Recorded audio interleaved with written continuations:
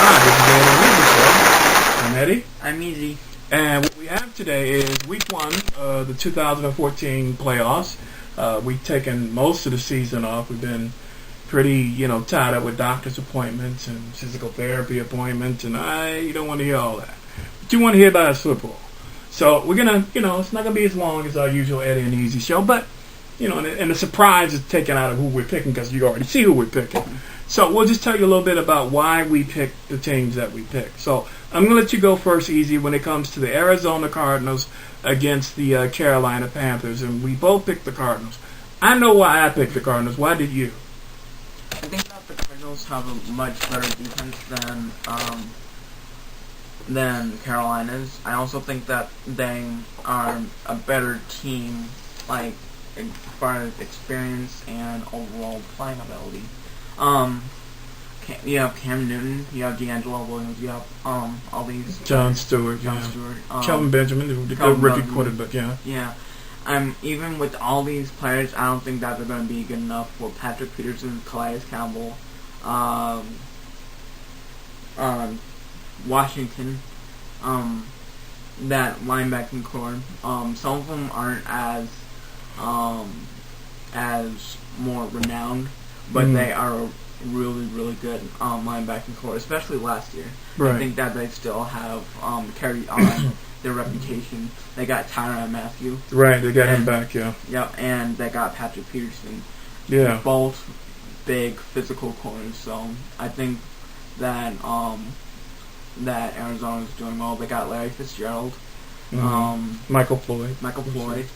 Even without Carson Palmer or John Skelton, I think that they'll be. But Skelton hasn't been on the team in a while. Oh yeah. Yeah.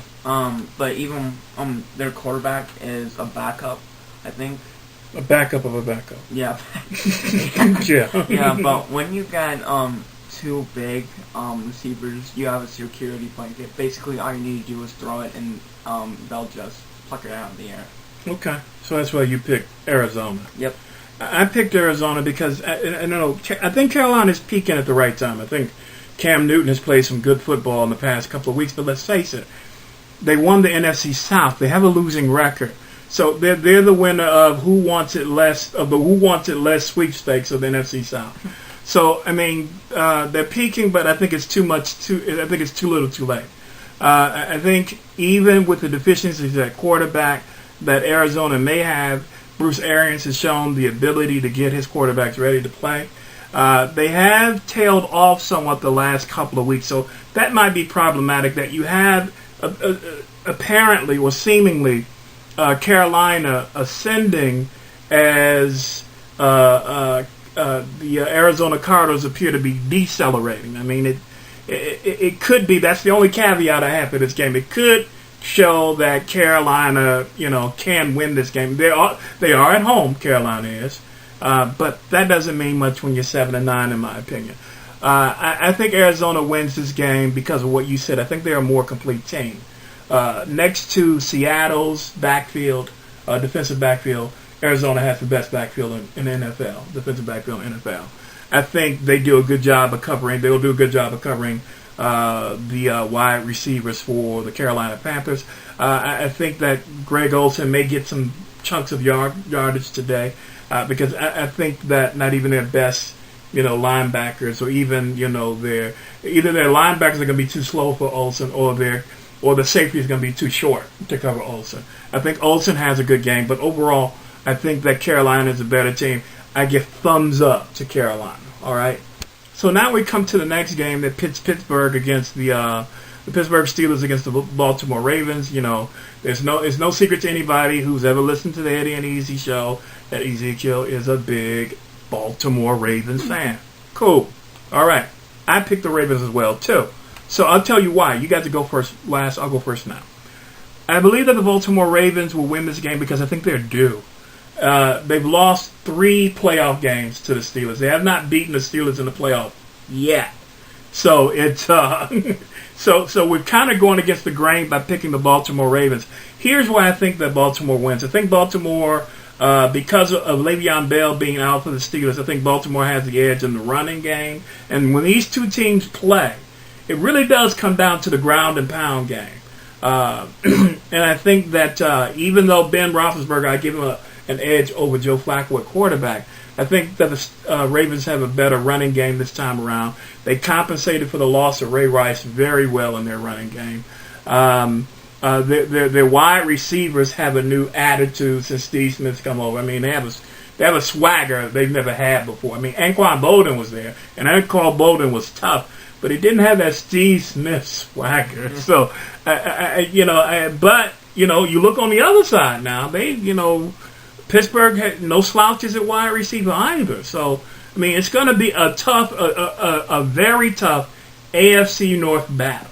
I mean, these two teams do not like each other.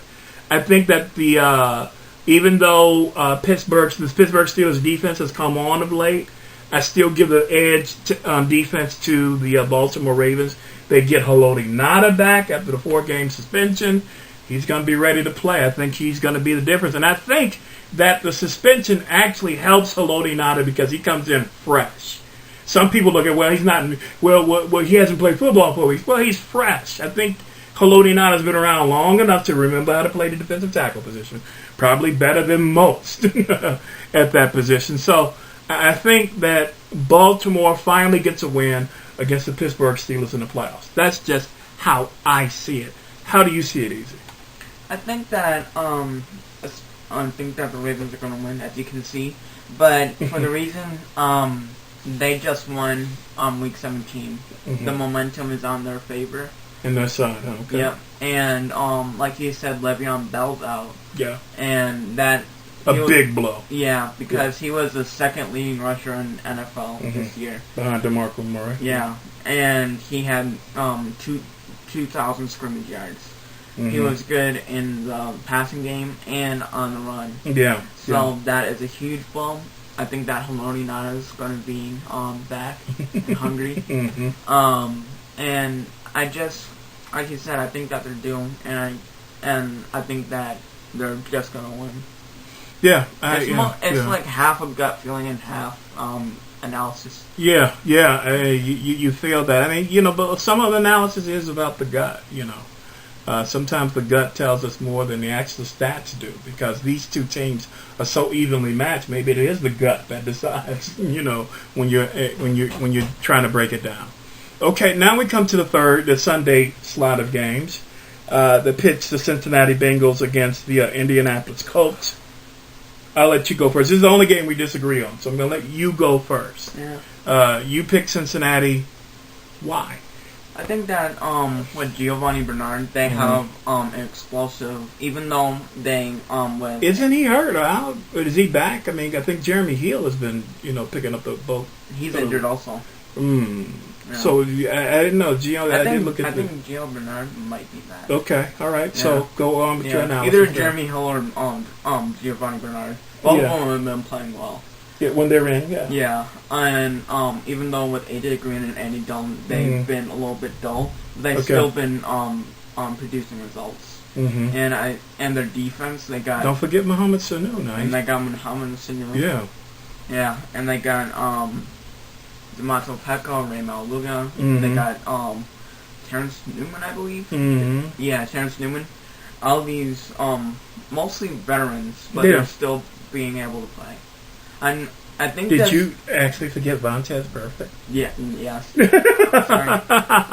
Okay, go ahead. But I think this one's going to be close because I think that Indianapolis and Cincinnati are going to be neck and neck in this game, though. Okay. Yeah. All right.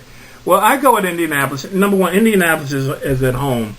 Cincinnati, in playoff games are always. They always look shaky. I mean, Andy Dalton, when it comes to big games, I don't trust him. I don't trust Andy Dalton in big games, and so this is a big game. They'll be playing on the road. I don't trust him in big games on the road. I think Andrew Luck is going to be too much for them playing at home. Now, I'm going to always give a caveat here. Who was second in turnovers at the quarterback position in the NFL this year behind Jay Cutler? Andrew Luck. So if this defense, Cincinnati Bengals defense, which has proven that they can, produce turnovers at times, if they can, make Andrew Luck think twice, get a little hesitant in the pocket, get a little jumpy or nervous, make him throw the ball sooner than he has to, sooner than he wants to, get a good pass rush, I think this game could become Cincinnati's. Maybe not in a big way, but it can become Cincinnati's game. I still pick Indianapolis because I think that even in the absence of Mathis on defense, they played some pretty good defense this year. I mean, they played some good defense, and they'll be at home. I think this is a team, Indianapolis is one of those teams that feed off the home crowd like few teams do in the NFL. So I give the very slight edge to Indianapolis. And I give that slight edge because Andy Dalton still makes me nervous in big games, okay? So now we come to the last game, which pits Detroit against Dallas. I go first on this one, I guess. We both picked Dallas in this game. I picked Dallas because for the first time in recent memory, Dallas is playing smart, virtually mistake-free, opportunistic on defense sort of football. I mean, they're playing. Compared to the 1990s Cowboys now. Exactly, with Jay Novacek. Yeah, with Troy Michael Aikman. Irvin. Yeah, Tony Romo, whose name I wouldn't usually mention in the same sentence with Troy Aikman's, is playing Troy Aikman like football. They're almost basically the same. They're almost like a direct copy. They got a good tight end. They got an all-pro wide receiver. Yeah. They got a great running back, and they got a quarterback. Yeah, and what that 90s team had was a dominant offensive line. Yeah. These guys are brutal on the offense line. The Dallas Cowboys, these guys are big, they're tough, which powers that running game. But what I was saying was that Tony Romo was playing Troy Aikman style of Dallas quarterback. In this regard, Troy Aikman didn't throw for a lot of yards. He did not. But Troy Aikman was one of the most accurate quarterbacks of his time. He got the ball to he got the ball to the person that needed to get the ball. Boom, boom, boom. He marched down the field with beautiful and wonderful accuracy. Tony Romo is playing that style of football this year with another element that Troy Aikman never had, the ability to extend plays with his legs. Tony Romo does that like few quarterbacks do. Extend plays with his legs in a way that few quarterbacks do. So I look at the Rod Marinelli Dallas defense, which isn't what I would call spectacular, but they haven't been making a lot of boneheaded mistakes. I wouldn't say that Dallas defense is spectacular, but they have gotten the job done. What a reclamation project Rolando McClain was, retired twice. Thought he was done, then he's basically the comeback player of the year for the NFL this year. Played outstanding at the middle linebacker position, which you have to have in a Rod Marinelli Tampa 2 cover defense, is to have a great middle linebacker, and that's what he's been. He's been a great middle linebacker this season. So I look at this game. Dallas is at home. Now, I don't want to take anything away from Detroit, but Detroit has not shown the ability to win big games. They are 0-16 on the road against winning teams. So the team has a winning record, and Detroit is playing them on the road. The last 16 times they've lost. They're 0-16. 0-16. That sticks out too much. I believe that Matt Stafford can indeed get the job done, but hasn't shown the ability to do that against winning teams on the road. Their defense is definitely capable. They have Sue, because he's supposed to be suspended for 2 games for that stepping on Aaron Rodgers, which is still a little iffy. I look at the film and maybe I don't see it as being as intentional as the NFL office did. So was only fined $70,000, so he's playing. He's in the game. That's going to be a big help for Detroit because they're going to need him with that big offensive line of Dallas. this will come down to who dominates the line of scrimmage. Most games do, if not all games do. But in a game like this, with that massive Dallas Cowboy, offensive line that's played great. They've done a great job of blocking for Tony Romo, and they've definitely done a great job of blocking for DeMarco Murray this year. And even when Randall comes in the game, they don't miss a beat. So I give this to Dallas. I mean, all things point to Dallas. Here's how I see it. If it's not Seattle in the Super Bowl, it'll probably be Dallas. That's how I see it. All right, your turn. Easy. I think that the turning point for Dallas will be DeMarco Murray, because even on a broken hand last week, he had over 100 yards. Right? Yeah. And a broken hand that is one of the most remarkable things that you can do as a running back. Yeah. Because you have to weave your way through offensive line, defense, stuff like that. Yeah. Prevent the ball from getting stripped and all that. Yeah. Yep.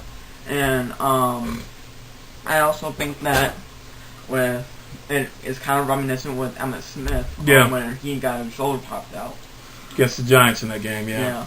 And like you said, the offensive line, I think that's going to be also a key point. Mm-hmm. Even if Des Bryant and Tony Romo have mediocre games, I think that'll come down to the line and and DeMarco Murray. But don't forget, let's not Jason Witten. Well, not just Jason Witten. I mean, Cole Beasley has turned into one of the best slot receivers in football. And let's not forget Terrence Williams. He has been making some of the most spectacular plays this season. Has not been made by Des Bryant. It's been made by Terrence Williams at the wide receiver position. So I wouldn't sleep on those guys either. Yeah. So yeah. Yeah, Cole Beasley's been proven to be one of the most explosive, the more explosive slot receivers this year. Yeah. So both Terrence Williams this year has been mostly under the radar. Yeah. But last year he's been more. Both of them both seasons he's been doing great. Mm-hmm. But this year for some reason he's been under the radar. Yeah. But I think that that Dallas is going to win. Yeah. All right. So we agreed on all but one game, and we'll see how it all turns out. It was fun getting back to this. Yeah. It really was. I missed it. And so hopefully we'll be able to do week 2 next week. So that does it for the Eddie and Easy Show. I'm Eddie. I'm Easy. And we say goodbye.